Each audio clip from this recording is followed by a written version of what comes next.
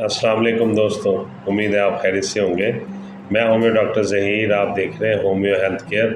आज का जो मालूमाती प्रोग्राम है, जो वीडियो है, ये ऐसी अद्वियात के बारे में होम्योपैथिक की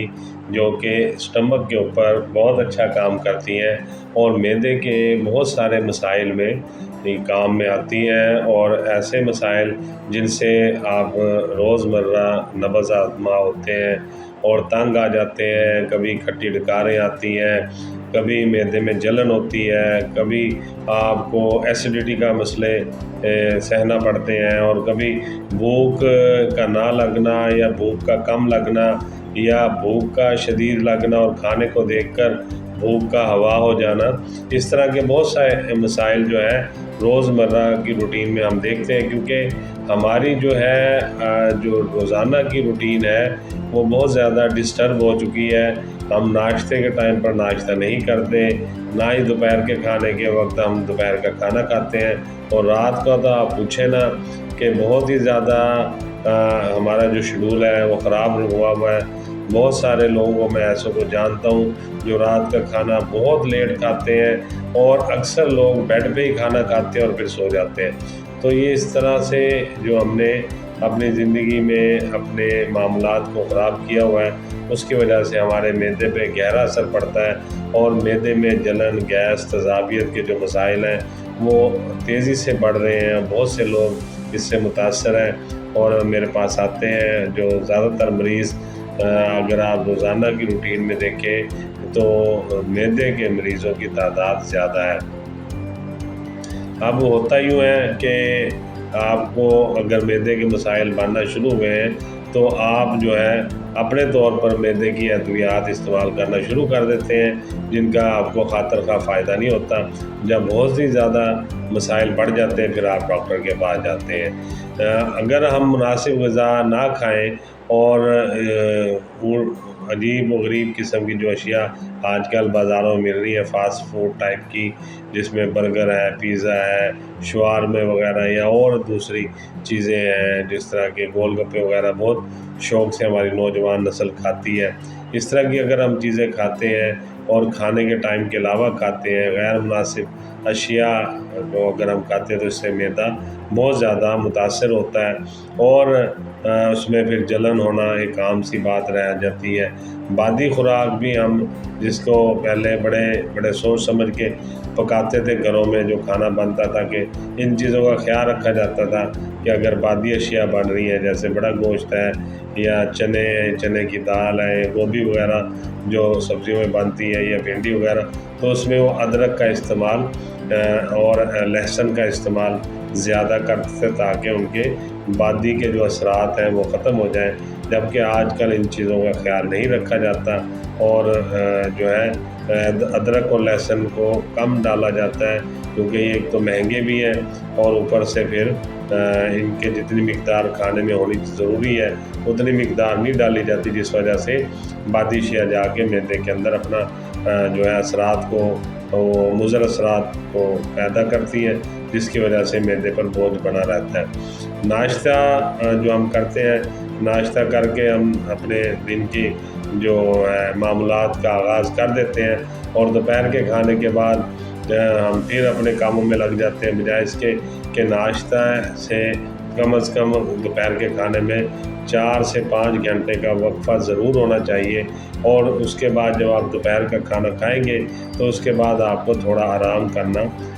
भी आप अगर मामूल बना लेते हैं कि खाने की दोपहर के खाने के बाद थोड़ा कैलूला कर लें, आराम कर लें, इससे भी आपके स्टमक पे बहुत अच्छा असर पड़ता है। और रात का खाना आप अगर 10 बजे सोते हैं तो कम से कम 7:30 या 8 बजे रात का खाना खा लें, और उसके बाद थोड़ी सी चहलकदमी कर लें, और फिर 2 घंटे बाद आप लेटने के लिए चले जाएं। तो अब चलते हैं जो मैदे के बीमारियों में या मैदे के मसाइल में मेडिसिन होम्योपैथिक की बहुत ज़्यादा इस्तेमाल होती है और उनके बहुत ही अच्छे रिज़ल्ट हैं। उनमें सबसे पहली मेडिसिन जो मैं आपको बताने लगा हूँ वो पल्साटीला है। पल्साटीला वैसे ख़वातीन की ज़्यादा बीमारियों में इस्तेमाल होती है, मगर ये ऐसे मरीज़ों में भी बहुत अच्छा काम करती है, जबकि जिन मरीज़ों को तली हुई अशिया या मुरगन अशिया खाने का या चर्बी वाली अशिया खाने का بہت شوق رہتا ہے اور وہ اکثر ان اشیاء کو اپنے کھانے کی زینت بناتے ہیں اور وہ اپنے ٹیبل کی زینت بناتے ہیں اور ان اشیاء کو بڑے مرغوب ہو کر کھاتے ہیں۔ تو ایسے لوگ جن کو کھانے پینے میں بہت زیادہ منغن غذائیں استعمال وہ کرتے ہوں اور وہ کھانا جو ہے ان کو پھر ہضم نہ ہوتا ہو اور ان کا جو ہے اس حالت تک وہ پہنچ چکے ہوں کہ اگر تھوڑی سی ملائی یا گھی وغیرہ بھی اگر وہ کھانے میں کھا لیں تو ان کا معدہ جو ہے وہ خراب ہو جاتا ہے۔ بعض دفعہ ایسے مریض جو ہے وہ اس حد تک ان کی یہ پرابلم چلی جاتی ہے کہ وہ چکنائی سے نفرت کرنے لگتے ہیں، اور اگر نفرت نہ بھی ہو تو چکنائی والی غذا انہیں کھانے سے تھوڑی سی ہضم نہیں ہوتی۔ پلساٹیلا ایسی میڈیسن ہے کہ اس میں مریض کو پیاس نہیں لگ رہی ہوتی اور بلکہ ٹھنڈا پانی پینے سے اس کو سکون ملتا ہے۔ کھانا کھانے کی خواہش ہوتی ہے، معدے کی تکلیفیں اس کو جو ہے صبح اور شام میں کے وقت زیادہ ہوتی ہے، صبح کو شام کی نسبت زیادہ محسوس ہوتی ہے، اور ذہنی جو مسائل ہیں وہ بھی اس کے شام کو زیادہ بڑھ جاتے ہیں۔ پلساٹیلا کا جو مریض ہے وہ کھانا کھانے کے چند گھنٹے بعد معدے کی تکلیفیں اس کو آنا شروع ہو جاتی ہے، بے چینی، کھٹے ڈکار اور پیٹ کا بھر جانا وغیرہ اس کو محسوس ہوتا ہے۔ تو ایسے مریض کو پلساٹیلا 30 میں یا پلساٹیلا 200 میں آپ دیں گے تو انشاءاللہ تعالیٰ یہ مسائل اس کے ٹھیک ہو جائیں گے۔ دوسری میڈیسن ہے اس میں سلفر ایسیڈم، سلفیورک ایسیڈم۔ اگر جسم میں کسی بھی قسم کی تیزابیت کا عنصر موجود ہے، معدے کے اندر زیادہ تیزابیت بن رہی، کھٹی ڈکاریں آ رہی، اچانک آپ کو اپنے جسم میں بہت زیادہ کمزوری محسوس ہونا شروع ہو گئی ہے اور جسم میں ایسے محسوس ہو رہا ہے کہ جیسے بہت زیادہ ویکنس کا اٹیک ہوا ہے اور طاقت جو ہے وہ نکلتی ہوئی محسوس ہو رہی ہے، تو سلفیورک ایسڈ جو ہے معدے کی ایسی تیزابیت کے لیے بہترین دوا ہے جو کہ آپ کو فوری طور پر جلن معدے میں پیدا کر رہی ہے اور ایک دباؤ سا معدے کے اوپر آ رہا ہے۔ اب تیسری میڈیسن ارجنٹم نائٹریکم ہے۔